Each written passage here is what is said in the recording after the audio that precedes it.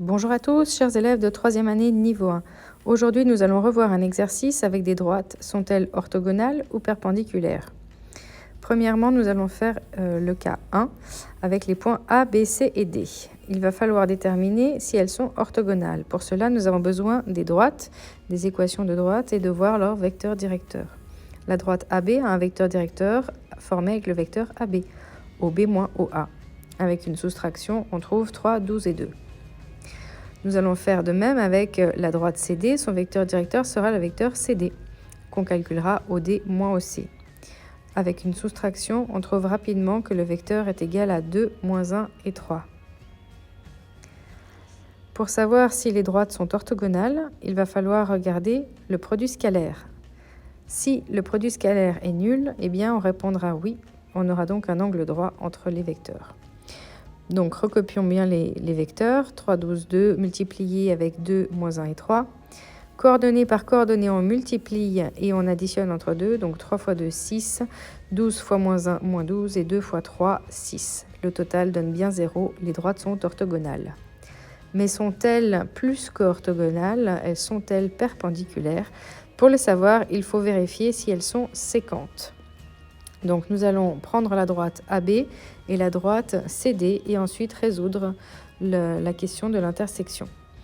Pour trouver la droite AB, il faudra bien entendu son équation. Vous pouvez choisir plein de formes. Je vous suggère les équations paramétriques pour avoir la forme plus pratique pour résoudre la question d'intersection. Donc on peut choisir le point A ou le point B comme vecteur position et puis on a simplement la droite AB avec ici un paramètre T.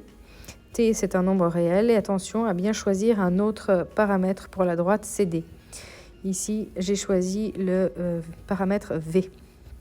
Toujours préciser toutes les lettres que vous n'avez pas dans l'énoncé, à quel ensemble elles appartiennent et qu'est-ce qu'elles représentent.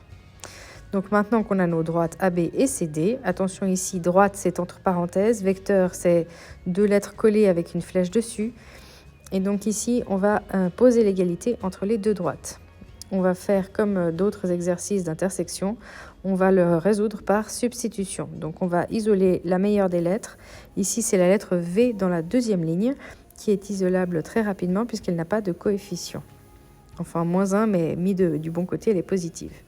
Donc on va substituer ça dans les lignes 1 et 3. Et dans les lignes 1 et 3, nous n'aurons que donc des équations avec le paramètre T. On va donc développer et simplifier pour trouver les valeurs de T.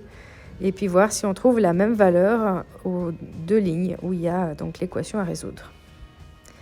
La première ligne se simplifie rapidement et puis on a donc le paramètre T égale 0. Dans la deuxième ligne, ça se simplifie assez rapidement, mais on trouve 38t est égal à 2. Et quand on simplifie par 38, on trouve t égal à 2 sur 38, qui n'est clairement pas égal à 0. Donc, comme on a deux valeurs différentes de t, il n'y a pas de point d'intersection. Les droites ne sont pas perpendiculaires, elles ne sont que orthogonales. Donc ici, pas de point d'intersection puisque les paramètres n'ont pas la même valeur d'une ligne à une autre. N'oubliez pas de donner la réponse à la fin de votre calcul. N'oubliez pas 3 équations du début à la fin. Je vous souhaite de belles révisions et à bientôt dans une prochaine vidéo.